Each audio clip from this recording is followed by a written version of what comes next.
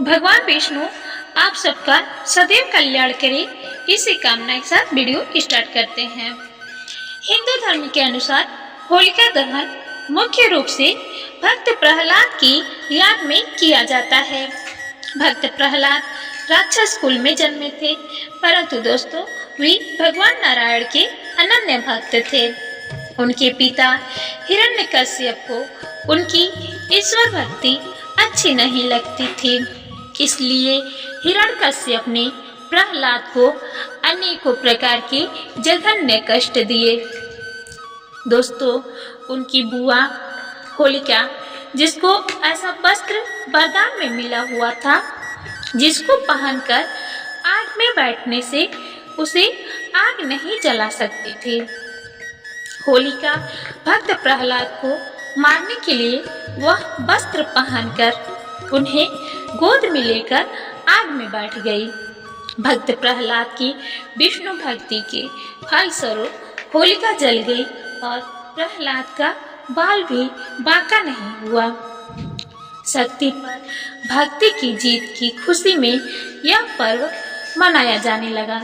साथ में रंगों का यह पर्व यह संदेश देता है कि मद, मोह एवं लोभ रूपी दोषों को त्याग कर ईश्वर भक्ति में मन लगाना चाहिए। अब दोस्तों दूसरी कथा को हम जान लेते हैं। होली का त्योहार राधा कृष्ण के पवित्र प्रेम से भी जुड़ा हुआ है। पौराणिक समय में श्री कृष्ण और राधा की बरसाने की होली के साथ ही होली के उत्सव की शुरुआत हुई। आज भी बरसाने और नंदगांव की लट्ठमार होली विश्वविख्यात है।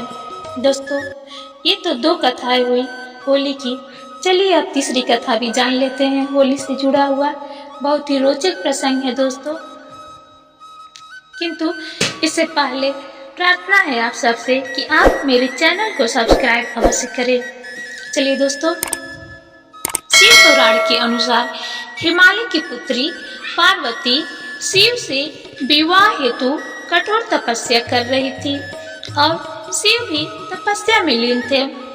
इंद्र का भी शिव पार्वती विवाह में स्वार्थ छिपा था कि ताड़कासुर का वध शिव पार्वती के पुत्र द्वारा होना था। इसी वजह से इंद्र आदि देवताओं ने कामदेव को शिव जी की तपस्या भंग करने को भेजा। भगवान शिव की समाधि को भंग करने के लिए कामदेव ने शिव पर अपने पुष्प बाण से प्रहार किया।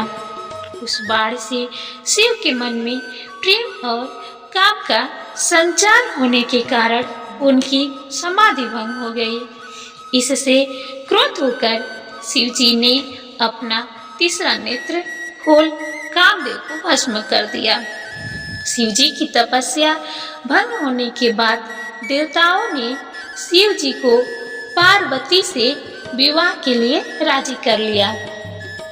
कामदेव की पत्नी रति को अपने पति के पुनर्जीवन का वरदान और शिव जी का पार्वती से विवाह का प्रस्ताव स्वीकार करने की खुशी में देवताओं ने इस दिन को उत्सव की तरह मनाया।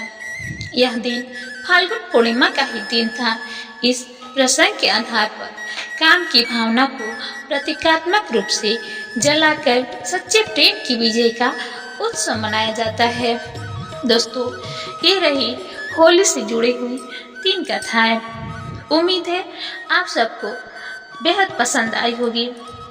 अब दोस्तों पुनः निवेदन है आपसे, मेरे चैनल को आप सब्सक्राइब अवश्य करिए। फिर मिलते हैं नेक्स्ट वीडियो में। भगवान विष्णु आप सबका कल्याण करें।